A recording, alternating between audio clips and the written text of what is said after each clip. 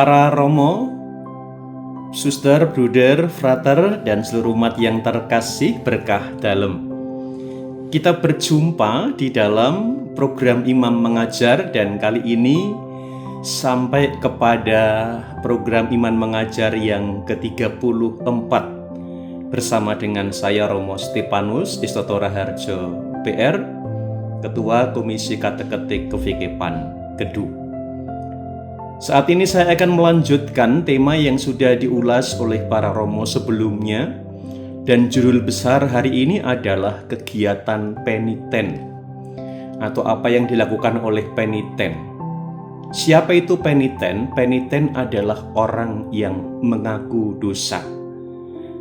Maka seorang yang mengaku dosa atau peniten nanti akan diberikan penitensi atau silih atas absolusi yang diberikan oleh seorang pelayan sakramen tobat atau imam.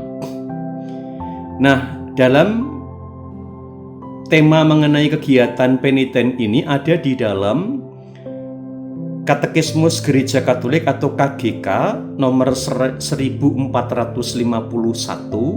sampai dengan 1454.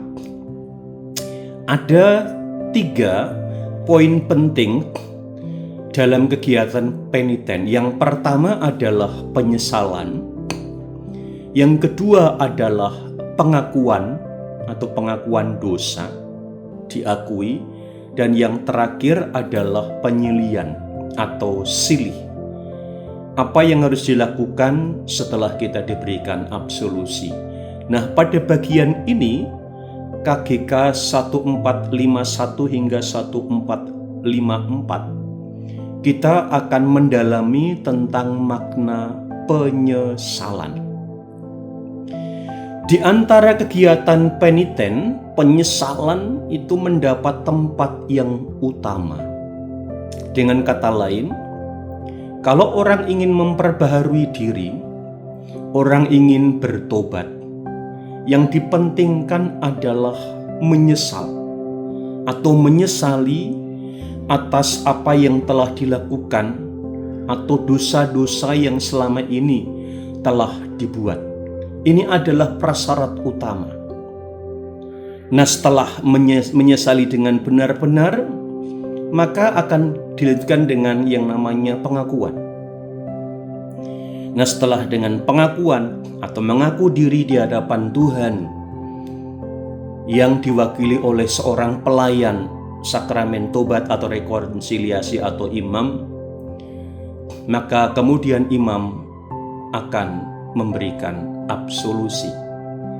Dan yang terakhir setelah absolusi, maka imam akan memberikan penitensi. Apa yang harus dibuat setelah orang itu mengaku dosa? Kita kembali kepada tema bagian kita yang pokok, yakni tentang penyesalan. Penyesalan sekali lagi di tempat utama, karena ini adalah penghayatan atau seorang peniten harus mengalami kesedihan jiwa yang betul-betul atas tindakan dosa yang sudah dilakukan.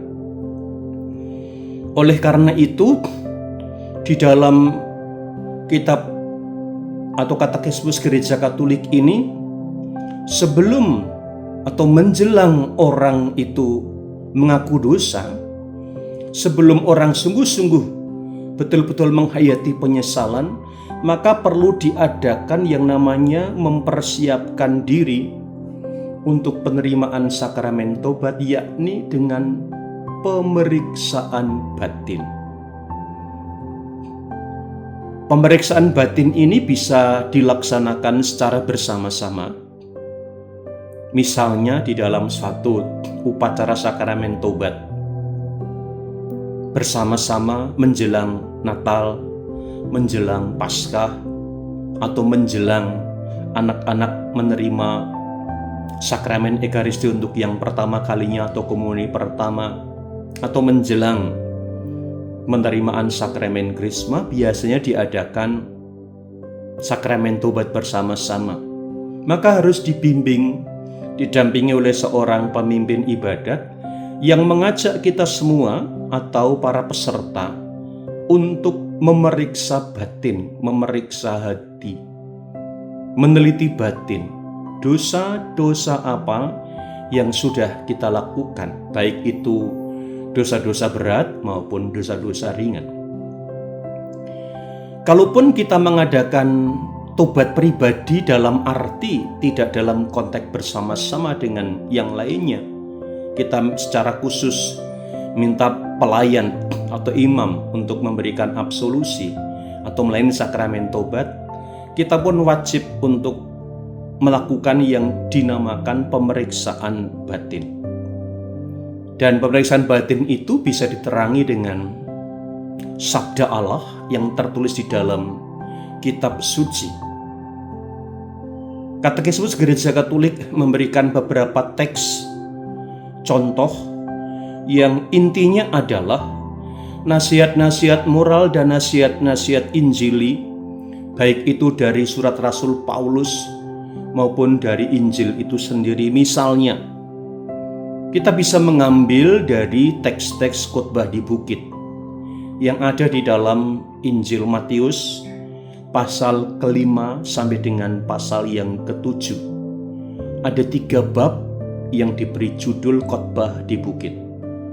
Kita bisa mengambil beberapa teks yang membuat kita atau mengajak kita untuk memeriksa batin dan menyadari atas segala kekurangan kita.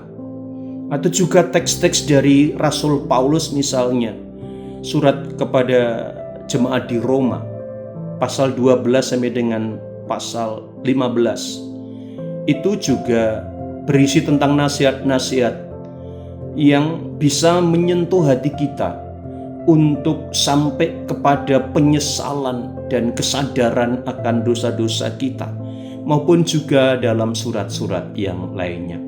Tetapi inti dasarnya adalah, sekali lagi, penyesalan adalah tahap pertama dan yang utama yang harus dilakukan, atau sikap batin yang harus dibangun ketika kita akan mengaku dosa atau akan menerima sakramen rekonsiliasi atau sakramen tobat.